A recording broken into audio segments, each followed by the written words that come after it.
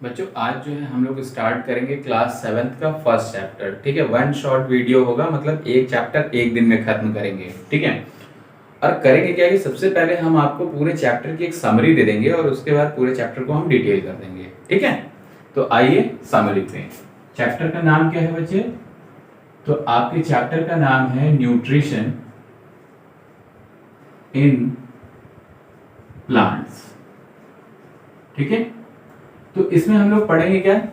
तो इसमें सबसे पहला टॉपिक हम लोग पढ़ेंगे कि न्यूट्रिशन क्या होता है। ठीक है, so the first topic nutrition, in which we are also talk about nutrients. ठीक है, और न्यूट्रिएंट्स पढ़ने के बाद हम क्या करेंगे ना कि जो न्यूट्रिशन है उसके कितने टाइप्स हैं। ठीक है, या मोड ऑफ न्यूट्रिशन कह सकते हैं हम। तो सबसे पहला मोड ऑफ न्यूट्रिशन हमारा हो जाएगा क्या? तो ऑटोट्रॉपिक न्यूट्रिशन, और सेकंड हो जाएगा आपका हेट्रोट्रॉपिक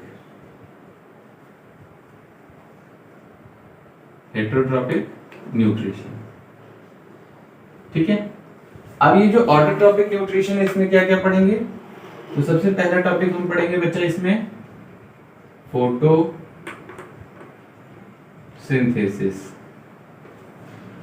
ठीक है, फोटोसिंथेसिस पढ़ेंगे और फोटोसिंथेसिस का डिटेल पढ़ेंगे, मतलब इसके रॉ मटेरियल को भी पढ़ेंगे और इसके जो न्यू प्रोडक्ट फॉर्म होंगे ना उसके बारे में भी बात करेंगे। ठीक है, और भी कुछ पॉइंट्स हैं जैसे स्टोमेटा और क्लोरोफिल। ठीक है, इसके बाद हम जो आ जाते हैं आपके हेटेरोट्रॉपिक न्यूट्रिशन में। तो हेटेरोट्रॉपिक न्यूट्रिशन में हम सबसे पहले बात करेंगे पैरासिटिक, सेकंड वन सैप्रोफिटिक,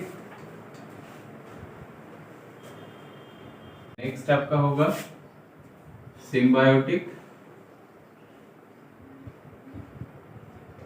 और लास्ट बच्चे एक आता है इंसेक्टिवोरस प्लांट्स। ठीक है, इसमें जो इंपॉर्टेंट टर्म ये है कि जब हम स्टोमेटा पढ़ेंगे तो यहाँ पे हम आपको सेल का थोड़ा सा डिस्क्रिप्शन देंगे। ठीक है, क्यों देंगे? क्योंकि स्टोमेटा क्या है, उसके अंदर एक सेल होता है जिसको गार्ड सेल कहते हैं, इसलिए हम सेल को भी वहां पे हल्का सा डिफाइन करेंगे आपको। तो बच्चे आइए हम लोग शुरू करते हैं क्लास को। ठीक है, सबसे पहले हमारा टॉपिक क्या था? तो सबसे हमारा पहला टॉपिक था न्यूट्रिशन। सो न्यूट्रिशन क्या है? न्यूट्रिशन जो है एक प्रोसेस है। न्यूट्रिशन क्या है? तो न्यूट्रिशन क्या है? तो न्यूट्रिशन एक प्रोसेस है जिसके तहत कोई भी जो ऑर्गेनिज्म है, कोई भी लिविंग थिंग्स है, वो क्या कर रहा है? तो वो लिविंग थिंग्स कर ये रहा है कि वो फूड, किसको? वो फूड को इनटेक कर रहा है। किसको ले रहा है? फूड को ले रहा है, और इसके साथ क्या कर रहा है? उसको यूटिलाइज कर रहा है। ये क्या कर रहा है? तो यूटिलाइज कर रहा है। कहां पे? तो इनसाइड द बॉडी। फिर से सुनो, न्यूट्रिशन क्या है? तो न्यूट्रिशन वो प्रोसेस है जिसमें कोई ऑर्गेनिज्म, ये क्या है? तो ये ऑर्गेनिज्म है। ये क्या है? ये ऑर्गेनिज्म है जो क्या कर रहा है? तो फूड को ले रहा है और उसको क्या कर ले रहा है? यूटिलाइज कर ले रहा है। कहां? Inside the body. For what? For getting energy. किस लिए ले रहा है? तो गेटिंग एनर्जी, इसलिए इस तरीके के काम कर रहा है। तो इसको इसने क्या बोला? तो दैट इज न्यूट्रिशन। तो न्यूट्रिशन उसने क्या लिया? फूड लिया। फूड क्या होता है? Any substance we can eat, जो कुछ भी हम खाते हैं वो क्या है? फूड है। और फूड में क्या होगा? तो इस फूड में आपको होगा न्यूट्रिएंट्स। क्या होगा? तो न्यूट्रिएंट्स होगा। न्यूट्रिएंट्स क्या होते हैं? तो न्यूट्रिएंट्स वो सब्सटेंस होते हैं जो आपको न्यूट्रिशन देते हैं। न्यूट्रिएंट्स क्या होते हैं? वो सब्सटेंस होते हैं जो आपको न्यूट्रिएंट्स देते हैं। ये दो तरीके के होते हैं। पहला बच्चे होता है मैक्रो न्यूट्रिएंट्स, और दूसरा है आपका माइक्रोन्यूट्रिएंट्स। ठीक है, मैक्रोन्यूट्रिएंट्स और माइक्रोन्यूट्रिएंट्स क्या होते हैं? ऐसे न्यूट्रिएंट्स जिनकी नीड हमारे बॉडी में ज्यादा है ना, तो उसको हम मैक्रोन्यूट्रिएंट्स कहेंगे। मींस नीड जो है वो क्या है? बहुत ज्यादा है, मोर।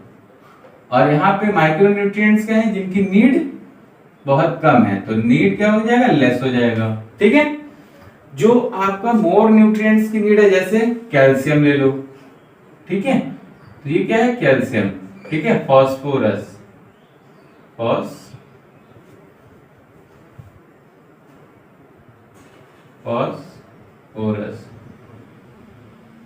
ठीक है, और वही माइक्रोन्यूट्रिएंट्स में ले लो, जैसे आयोडीन। ठीक है, जिंक एक्सेट्रा। ये क्या है? माइक्रोन्यूट्रिएंट्स हो गए। तो ऐसे न्यूट्रिएंट्स जिनकी बॉडी में बहुत ज्यादा जरूरत है मैक्रो, कम जरूरत है माइक्रो। ठीक है, तो ये फिर हम बात कर लिए क्या? न्यूट्रिशन हो गया बच्चे, और हमारा दूसरा टॉपिक कंप्लीट हो गया, न्यूट्रिएंट्स। अभी न्यूट्रिशन क्या होता है? 2 टाइप का होता है। पहला टाइप मैंने आपको बताया, कौन सा? तो autotrophic nutrition. Autotrophic nutrition. Auto का मतलब क्या होता है बच्चे? ऑटो का मतलब होता है सेल्फ। ऑटो का मतलब क्या हो गया? सेल्फ। तो ऐसा कोई लिविंग ऑर्गेनिज्म जो अपना फूड खुद प्रिपेयर कर ले, तो हो जाएगा आंसर प्लांट्स। ठीक है, क्या आंसर हो जाएगा? तो प्लांट्स। और प्लांट्स में सारे प्लांट्स नहीं, कौन से? तो ग्रीन प्लांट्स। कौन से? तो ग्रीन प्लांट्स जो होंगे वो क्या करेंगे? वो फूड को प्रिपेयर करेंगे। कैसे? देमसेल्व्स। तो कैसे डेफिनेशन हम कह सकते हैं इसको?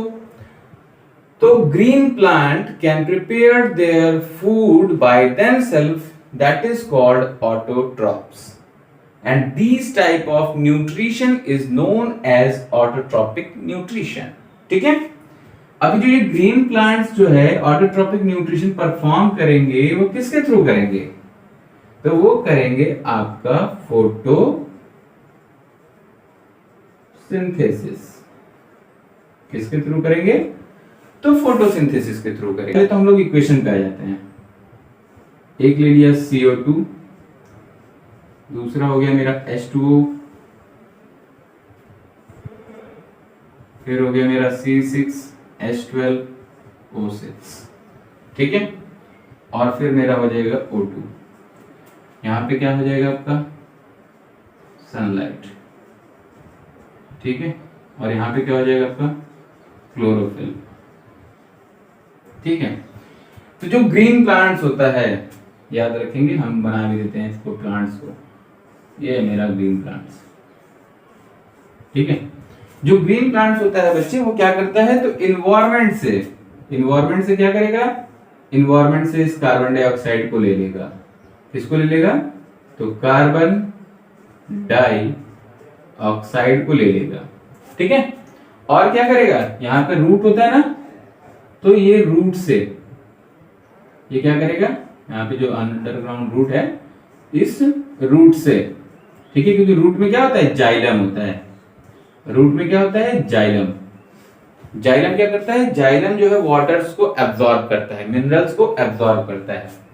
तो जो रूट होता है, रूट के अंदर जो जाइलम होता है, वो क्या कर लिया? वाटर को एब्जॉर्ब कर लिया। और एब्जॉर्ब कर लिया, कार्बन डाइऑक्साइड क्या कर लिया था? एयर को ले लिया था। ठीक है, मतलब प्लांट ने कार्बन डाइऑक्साइड को ले लिया था, और जो सॉइल है उसने क्या कर लिया? वाटर को एब्जॉर्ब करा दिया। किसको करा दिया? रूट को करा दिया। अब क्या होगा? With the presence of sunlight और क्लोरोफिल के प्रेजेंस में क्या बना लेगा? ग्लूकोज बना लेगा बेटे। क्या बना लेगा? तो ग्लूकोज बना लेगा। और क्या रिलीज कर देगा? तो ऑक्सीजन रिलीज कर देगा। अब इसकी डेफिनेशन को समझने की कोशिश करो। जो ये ग्रीन प्लांट्स हैं, how to write it? The green plant take carbon dioxide from the atmosphere, water from the soil with the help of root or xylem. Then after that it also done with the presence of sunlight and chlorophyll. Chlorophyll क्यों बोल रहे हैं? क्योंकि ये green plant है। ठीक है, to form glucose and oxygen, that is called photosynthesis. अब सिंगल वर्ड में इसका डेफिनेशन सुनो। Green plant take carbon dioxide and water with the presence of sunlight and chlorophyll to form glucose and oxygen, that is called photosynthesis। इसके बाद बेटे हमारा जो next topic था वो था क्लोरोफिल। क्लोरोफिल क्या होता है? तो क्लोरोफिल जो होता है बेटे वो क्या है? That is a green pigment, that is green pigment. ठीक है, जो ये ग्रीन पिगमेंट होता है वो क्या होता है? तो ग्रीन पिगमेंट का काम होता है इस प्लांट को ग्रीन करना, प्लांट को ग्रीन करना या ग्रीन कलर देना। क्यों ग्रीन कलर देगा? क्योंकि ग्रीन कलर देगा तभी तो सनलाइट क्या हो जाएगा? ट्रैप हो जाएगा, एब्जॉर्ब हो जाएगा। कौन एब्जॉर्ब होगा? तो सनलाइट एब्जॉर्ब होगा। ठीक है, तो इसीलिए क्या होता है? ग्रीन कलर को देता है। ठीक है, इसके बाद सेकंड इसमें और क्या एक पॉइंट आता है? तो इसमें एक पॉइंट आता है स्टोमेटा। ठीक है, अब स्टोमेटा क्या होता है? तो आपने देखा होगा कि जो लीफ होती है ना, इस तरीके से लीफ होती है। इस लीफ पे आपको इस तरीके का dot dot dot dot microscopic structure दिखाई देगा, नेकेड आई से नहीं दिखेगा। ठीक है, इसके लिए आपको माइक्रोस्कोप लगाना होगा। तो लीफ में क्या होता है कि इस तरीके का स्ट्रक्चर होता है जिसमें आपको ये जो डॉट डॉट डॉट डॉट दिख रहा है ना, दैट इज स्टोमाटा। अभी ये जो स्टोमेटा है वो क्या है? दो तरीके के होते हैं बेटे। एक आपके सामने बना रहा हूं ये, और दूसरा है ये। ठीक है,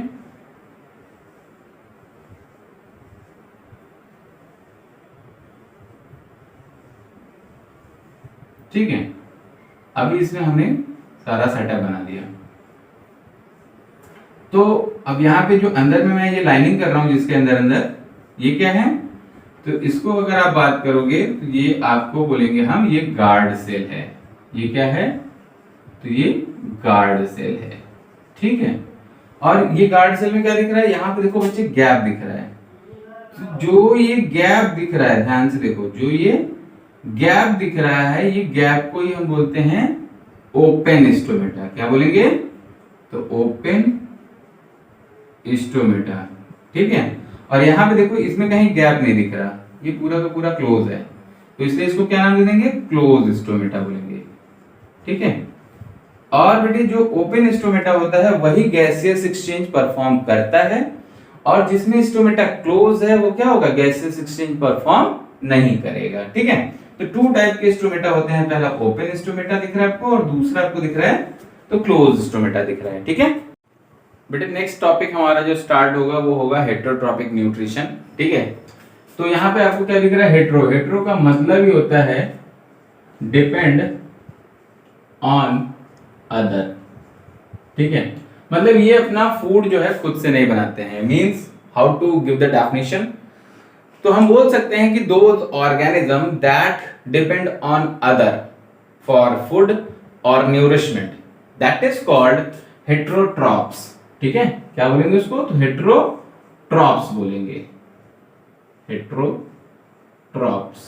ठीक है, और this type of nutrition is known as heterotrophic nutrition.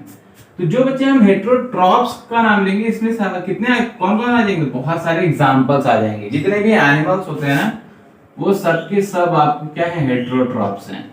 ठीक है, तो अब आ जाओ कि टाइप्स ऑफ हेटेरोट्रॉप्स की बात करते हैं। पार्ट्स या टाइप्स की बात करें तो सबसे पहला टाइप आपको देखने को मिलेगा,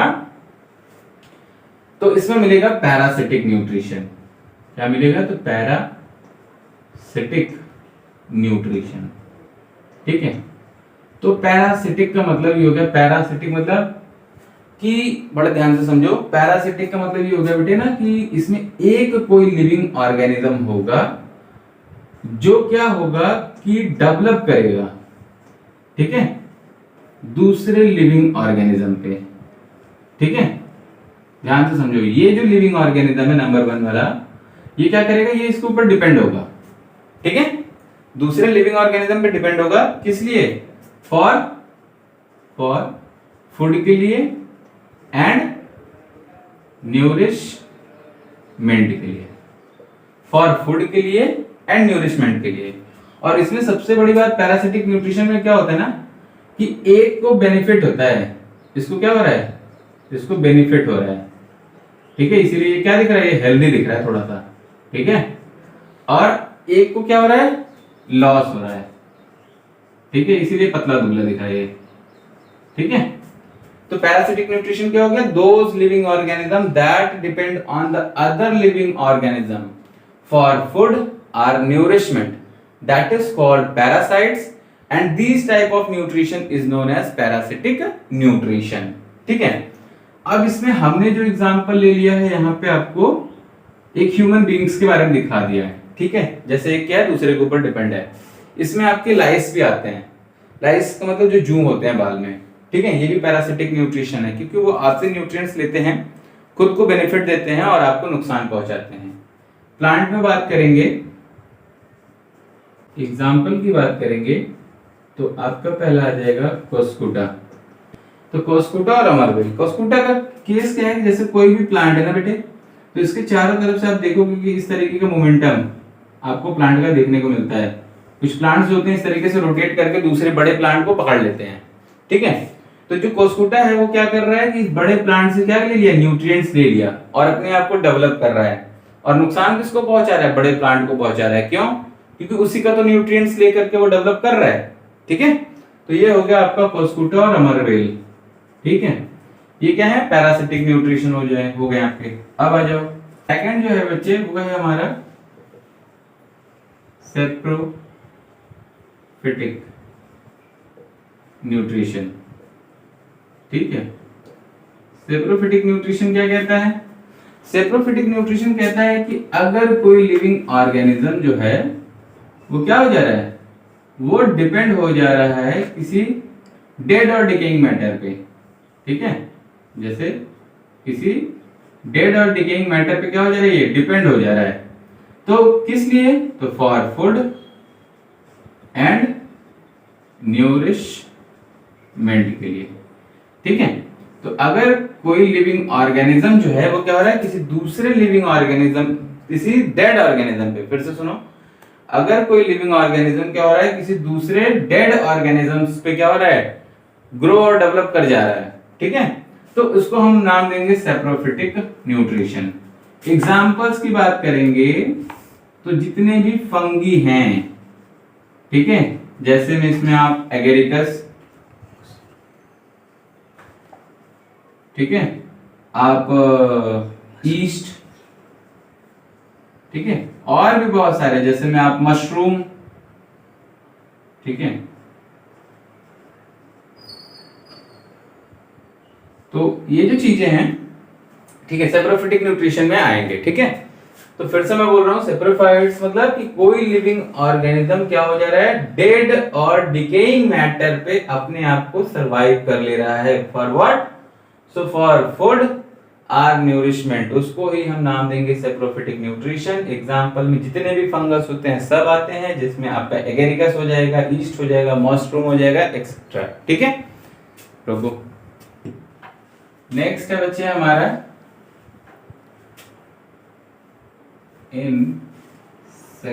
इंसेक्टिवोरस प्लांट्स, ठीक है। तो बच्चे वर्ड से ही समझ में आ रहा है इंसेक्टिवोरस प्लांट क्या होता है। इंसेक्टिवोरस प्लांट वो प्लांट होते हैं जो क्या करते हैं, इंसेक्ट को कंज्यूम करते हैं, जो क्या करते हैं, तो इंसेक्ट को कंज्यूम करते हैं, तो उसको हम इंसेक्टिवोरस प्लांट का नाम दे देते हैं, ठीक है। जिसमें आपका आ जाएगा क्या, वीनस फ्लाई ट्रैप, ठीक है। तो वीनस फ्लाई ट्रैप हो गया एक एग्जांपल। एक एग्जांपल और आप ले लो, पीचर प्लांट, ठीक है। ये जो दोनों प्लांट हैं, वीनस फ्लाई ट्रैप या पीचर प्लांट, ये दोनों क्या करते हैं, इंसेक्ट को कंज्यूम करते हैं। और क्यों कंज्यूम करते हैं, क्योंकि इनके अंदर जो है, इनके अंदर कमी हो जाती है, किसकी, तो नाइट्रोजन की, ठीक है, किसकी, तो नाइट्रोजन की। तो नाइट्रोजन की कमी होने के कारण ही क्या करते हैं कि ये इंसेक्ट को कंज्यूम करते हैं, ठीक है। वीनस फ्लाई ट्रैप और पीचर प्लांट, इन दोनों के जो है आप स्ट्रक्चर को देखिएगा तो वीनस फ्लाईट्रैप में क्या होता है, एक ट्यूब लाइक स्ट्रक्चर होता है, उसके ऊपर एक फ्लिप होता है।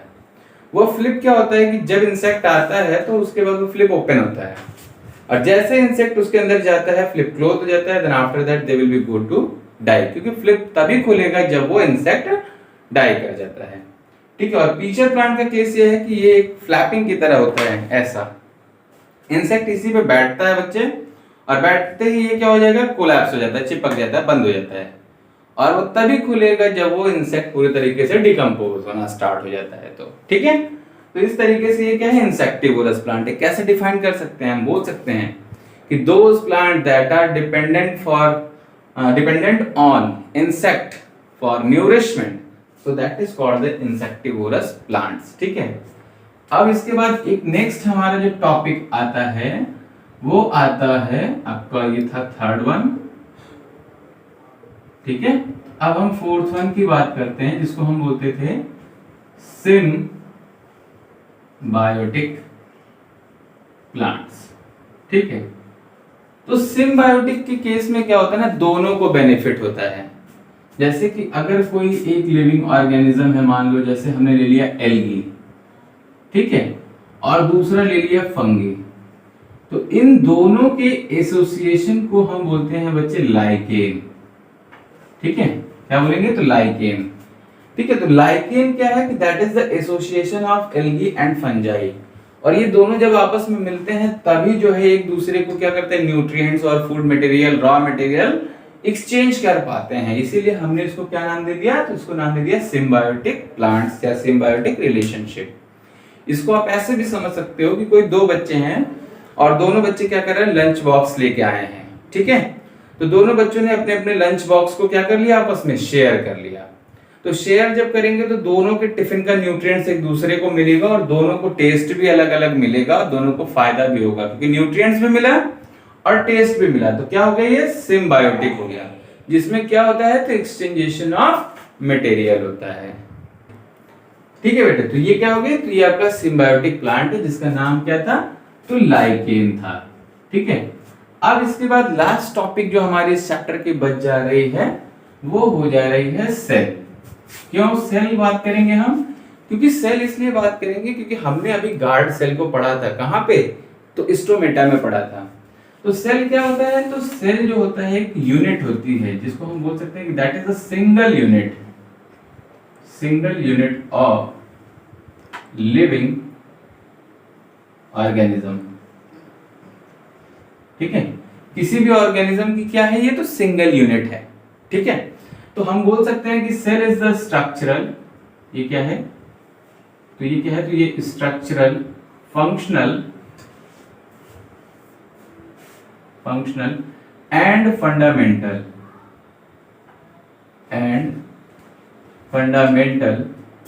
यूनिट ऑफ लाइफ है। ठीक है, और सेल में क्या चीजें होती हैं, तो जरा सा हम एक स्ट्रक्चर ड्रॉ कर लेते हैं। जैसे मान लो ये क्या है, ये आप अमीबा भी बोल सकते हो, सेल भी बोल सकते हो, क्योंकि अमीबा क्या होता है, यूनिसेलुलर होता है। तो इस अमीबा में आप देखोगे कि इसके आउटर जो मेम्ब्रेन होती है ना, उस मेम्ब्रेन को ही हम नाम देते हैं प्लाज्मा मेम्ब्रेन। क्या नाम देंगे, तो प्लाज्मा मेम्ब्रेन। ठीक है, और इसके अंदर में जो राउंड शेप स्ट्रक्चर दिख रहा है ना, उसको हम नाम देंगे न्यूक्लियस। ठीक है, और इसके बाद जो फ्लूइड भरा हुआ पड़ा हुआ है इसमें, इस पूरे फ्लूइड को हम नाम देते हैं बेटे साइटोप्लाज्म। ठीक है, तो साइटोप्लाज्म क्या है, जो फ्लूइड भरा हुआ है सेल के अंदर, उसको साइटोप्लाज्म बोल दिया। आउटर कवरिंग को हमने क्या बोल दिया, प्लाज्मा मेम्ब्रेन बोल दिया। प्लाज्मा मेम्ब्रेन को एक और नाम से जानते हैं हम, क्या, सेल मेम्ब्रेन। ठीक है, और न्यूक्लियस क्या होता है, जो सेंटर वाला ये जो पार्ट दिख रहा है आपको, ये है आपका न्यूक्लियस। ये न्यूक्लियस का काम क्या है, तो ये कंट्रोल करता है सेल को। ठीक है, तो ओवरऑल ये आपका चैप्टर खत्म हो रहा है।